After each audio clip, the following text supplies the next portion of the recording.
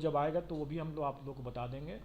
संभावित है कि बड़ी संख्या में इस TRE 3 में भी और TRE 4 में भी, दोनों में संभावित है बड़ी संख्या में।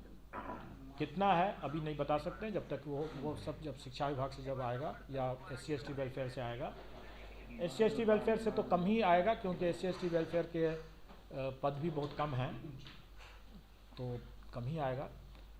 बाकी जब आएगा तो आप लोगों को खबर हो जाएगा उसके बाद। वो मैंने वो कोई भी अनुमान नहीं दूंगा मैं। सर अपीयरिंग वालों को मौका देंगे कि नहीं सर?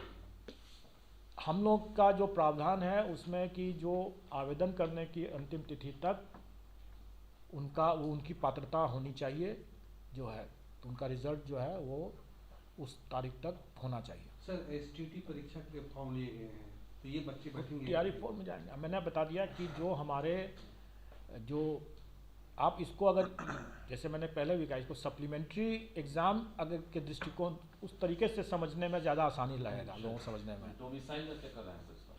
हाँ देखिए, मैं कोई भी नीतिगत मामले में इस पर कुछ भी नहीं कर सकता हूँ। वो नीतिगत मामले जो भी हैं वो सरकार के क्षेत्राधिकार में है और वो उस पर मैं कोई भी टीका टिप्पणी नहीं करूँगा।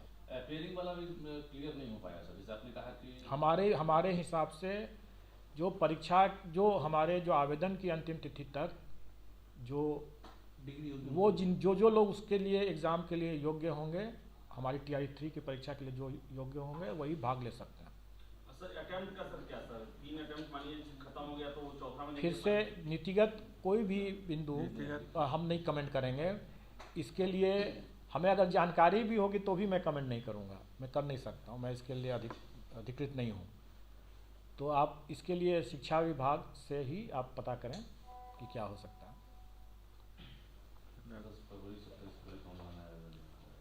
विज्ञापन तो क्लियर हो ही गया था इसी बीच में। विज्ञापन तो मैंने बता ही दिया कि किस तारीख से आएगा। अच्छा, कटअप वगैरह जो है ना सर, सवाल उसमें छूट गया था मेरा। कटअप का लेवल कुछ सब्जेक्ट में कुछ जगह TRE 1 की तुलना में 2 में बहुत ज़्यादा चला गया। TRE 3 में क्या मामला है?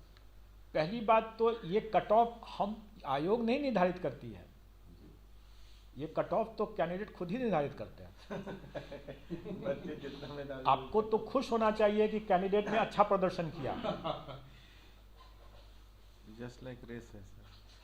ये तो हम थोड़ी डिसाइड करते हैं। कई बार लोग ये समझते हैं कि हम लोगों ने कट ऑफ इतना हाई कर दिया। अरे हमने नहीं किया, कैंडिडेट ने खुद ऐसा परफॉर्मेंस किया कि वो कट ऑफ हाई हो गया।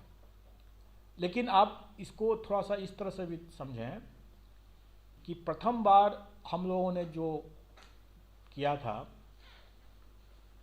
TRE 1 जब लिया था तो उस समय कोई बहुत सी चीज़ों के बारे में लोगों को जानकारी नहीं थी।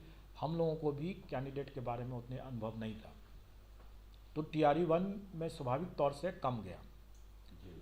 TRE 2 में जब बातें हुई तो हम लोगों ने भी अपने परीक्षा के जो प्रश्नों का स्तर को थोड़ा सा नीचे करने की बात सोचा, क्योंकि हम लोगों को लगा कि थोड़ा ज़्यादा हो रहा है।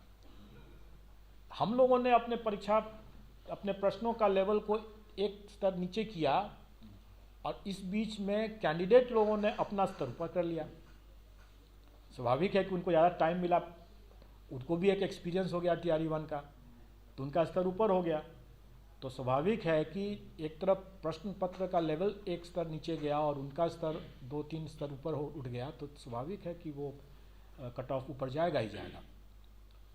अब हम लोग भी इसको सीख ले करके TRE 3 के जो प्रश्न पत्र होंगे हम लोग भी कैलिब्रेट करेंगे और हम कैंडिडेट से भी उम्मीद करेंगे कि वो भी अपना स्तर बढ़ाते ही जाएंगे।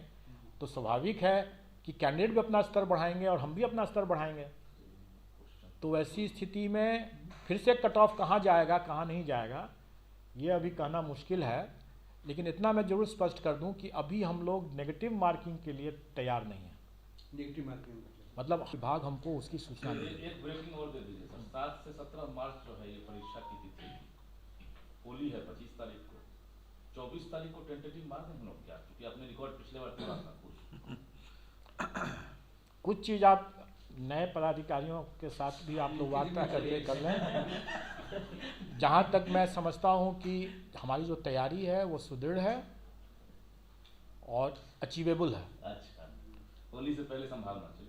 अचीवेबल है, लेकिन परिस्थितियों और उन समय की स्थितियों के हिसाब से उसमें क्या होगा, क्योंकि कई चीज़ हो जाते हैं। अब जैसे हम लोग भी तो जैसे सोचे थे नहीं कि आपका री एग्ज़ाम कराने की ज़रूरत पड़े, सही बात है। उसी सेंटर पर क्वेश्चन पेपर पहुंचा हुआ है, लेकिन वितरण 2 विषय का उस सेंटर पर परीक्षा थी। उस सेंटर सुपरिटेंडेंट की गलती से उसने प्रथम विषय की ही परीक्षा जो है वो दूसरे को भी बांट दिया। जैसे हिंदी और मैथ्स था ना, एक ही सेंटर पर हिंदी और मैथ्स था, उसने मैथ्स के कैंडिडेट को भी हिंदी का ही प्रश्न पत्र बांट करके बैठ गया। अब तो अब शुरू के जो प्रश्न जो थे, जो कि भाषा के और जनरल स्टडीज़ के, ये तो कॉमन थे।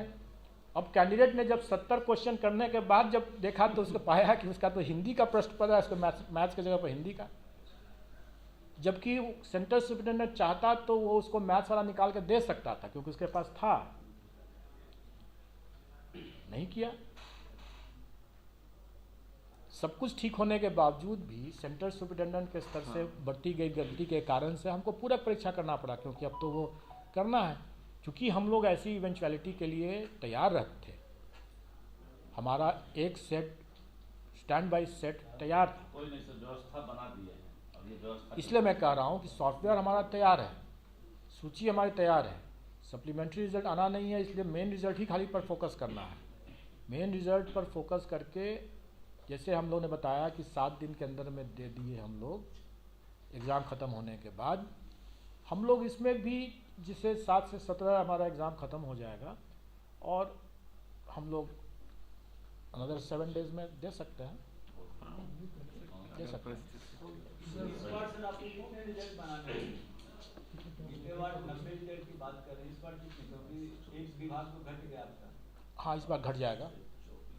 शायद 23 या 24 मामले थे जो कि EBC BC वेलफेयर के थे।